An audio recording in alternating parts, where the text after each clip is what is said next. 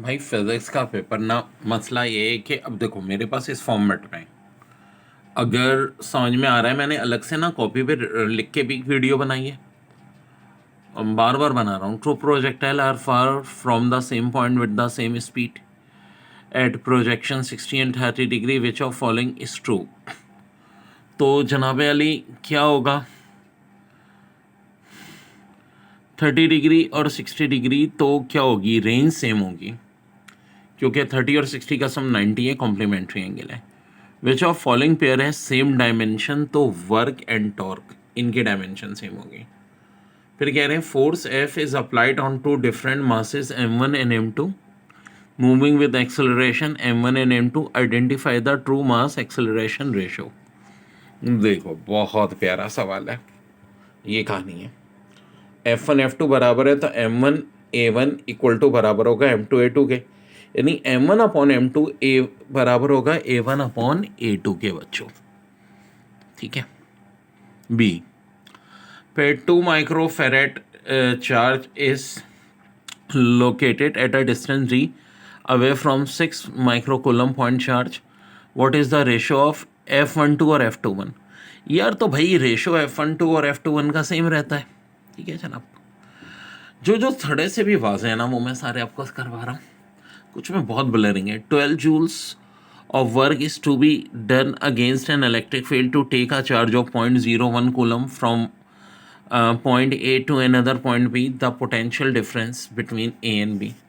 तो 12 को बच्चों 0.01 से ना डिवाइड कर देंगे, ऐसे 1200 आ जाएगा आंसर।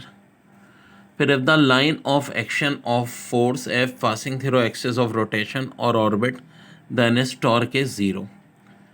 फिर होगा when an AC generator is converted into DC generator slip rings are replace by, तो स्प्लिटरिंग हो जाएगा। फिर amount of energy release due to conversion of 1 kg of matter, 9 × 10 की पावर 16। देखो वेलोसिटी ऑफ लाइट 3 × 10 की power 8 होती है, square ले लें 9 × 10 की 16 जूल आंसर। फिर process by which original signal is recovered in the radio receiver, ये मॉड्यूलेशन होता है। Ratio of fourth Bohr orbit to the third, अब देखो 4 का स्क्वायर ना 16, 3 का स्क्वायर 9। फिर high resistance is connected with a galvanometer in series, तो भाई वोल्ट मीटर को कहते हैं, ये भी हमारी बेसिक डेफिनेशन में से बच्चों। फिर small spherical ball is falling down in a viscous liquid, the velocity of spherical solid ball in the viscous liquid is, तो होगा increase first and then moving with terminal velocity.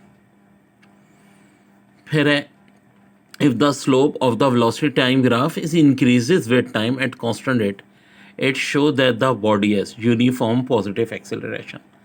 But difference between molar heat is capacity at constant pressure and that at constant volume for 1 mole of ideal gas, तो भाई ये molar gas constant होगा। Actually कहानी क्या होती है, देखो ये ना बेस्ट चॉइस कॉन्स्टेंट है, Cp minus CV equal to R होगा तो मोलर गैस कांस्टेंट होता है, और PV इक्वल टू NRD वाला गैस कांस्टेंट होता है, तो यहाँ आंसर होगा मोलर गैस कांस्टेंट।